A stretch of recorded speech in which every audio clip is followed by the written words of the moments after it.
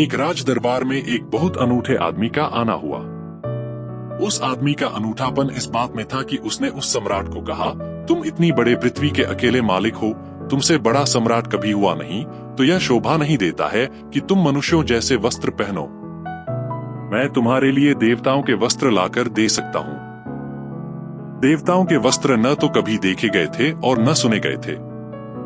राजा के अहंकार को प्रेरणा मिली और उसने कहा, कितना भी खर्च करना पड़े, कोई भी व्यवस्था करनी पड़े, मैं तैयार हूँ, लेकिन देवताओं के वस्त्र मुझे चाहिए। वह व्यक्ति राजी हो गया कि 6 महीने के भीतर मैं वस्त्र लाकर दे दूंगा, लेकिन जो भी खर्च उठाना पड़ेगा, कितना ही खर्च हो उसकी कोई गिनती न रखी जाए, 6 महीने के बाद मैं वस्त्र ला दूंगा। राजा राजी हो गया। उसके दरबारियों ने समझा कि यह निरा धोखा है। देवताओं के वस्त्र कहां से लाए जा सकते हैं? यह सिर्फ राजा को लूटने का उपाय है। इसलिए दरबारी कुछ कर भी न सके। हजारों रुपए प्रतिदिन वह आदमी ले जाने लगा। देवताओं तक पहुंचने की व्यवस्था करनी थी। फिर देवताओं के द्वारपालों को रिश्वत देने की व्यवस्था करनी थी। फिर वस्त्रों के मूल्य चुकाने थे। और ऐसे रोज रोज काम निकलने लगे।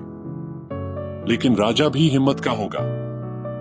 6 महीने तक उस आदमी ने जो भी रुपए मांगे उसने दिए।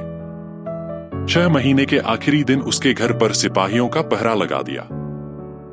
बहुत संभावना थी कि वह आदमी भाग जाए, लेकिन नहीं, राजा गलती में था, उसके दरबारी गलती में थे। वह आदमी भागा नहीं। नियत दिन पर नियत समय वह एक बहुमूल्य पेटी को लेकर राज दरबार में उपस्थित हो गया। सारे गांव के लोग इकट्ठे हो गए थे।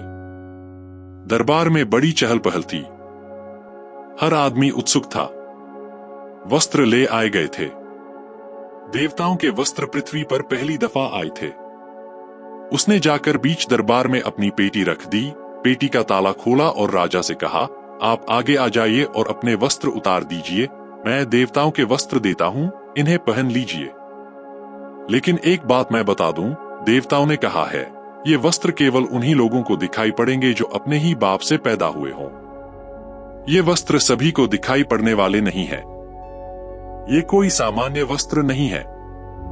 तो जो अपने ही पिता से पैदा हुए हैं, उनको ये दिखाई पड़ेंगे। उसने वस्त्र निकालने शुरू किए।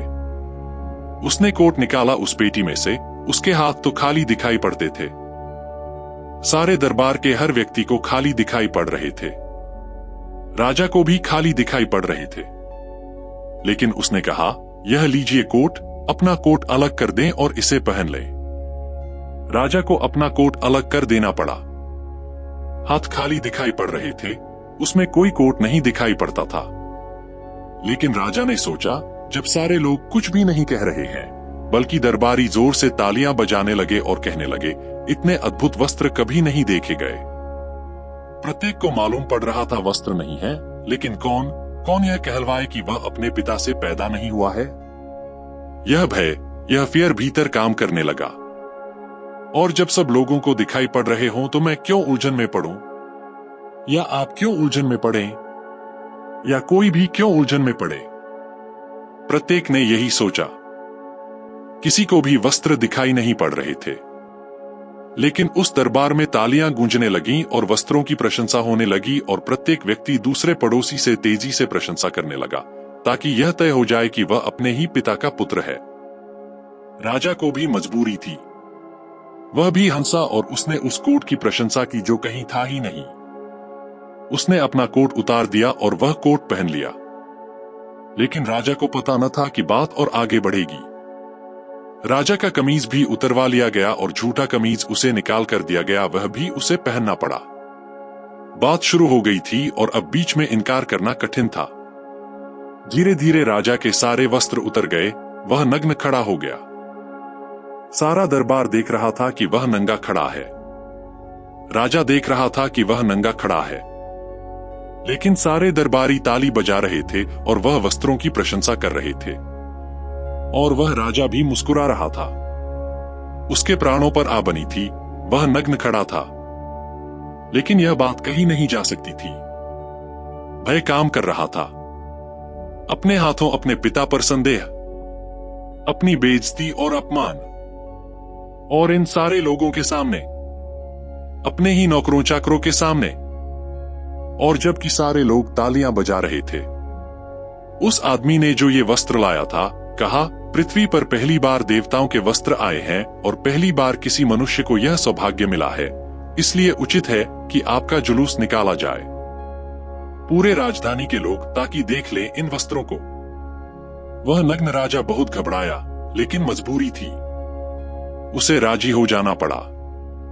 और उस नंगे राजा का जुलूस उस दिन उस राजधानी में निकला, और उस नगर में हर आदमी ने ताली बजाई और कहा कि ये वस्त्र बहुत सुंदर हैं, ऐसे वस्त्र कभी देखे नहीं गए, धन्य है हमारा राजा। और हर आदमी जानता था कि वह राजा नंगा है, लेकिन किसी आदमी में कहने का यह साहस नहीं था कि राजा नंगा है और वस्त्र नहीं है। कौन इसे कहता? कौन इस बात को अपने ऊपर लेता? कौन इस जिम्मेवारी में पड़ता? सभी भयभीत थे, और जो भयभीत है उससे कुछ भी मनवाया जा सकता है।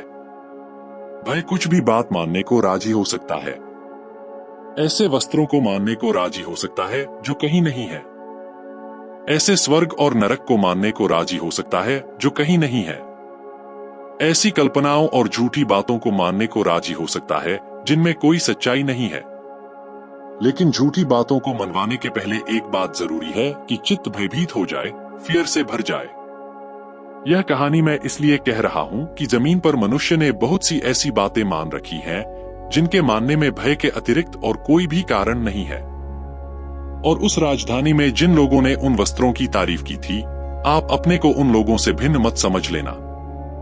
आपने भी बहुत से ऐसे वस्त्रों की तारीफ की है जिनका कोई अस्तित्व नहीं है, और आपको दिखाई भी पड़ता है, लेकिन आपके पड़ोसी तारीफ कर रहे होते हैं, और तब आप इतना साहस नहीं जुटा पाते कि भीड़ से अलग खड़े हो जाएं।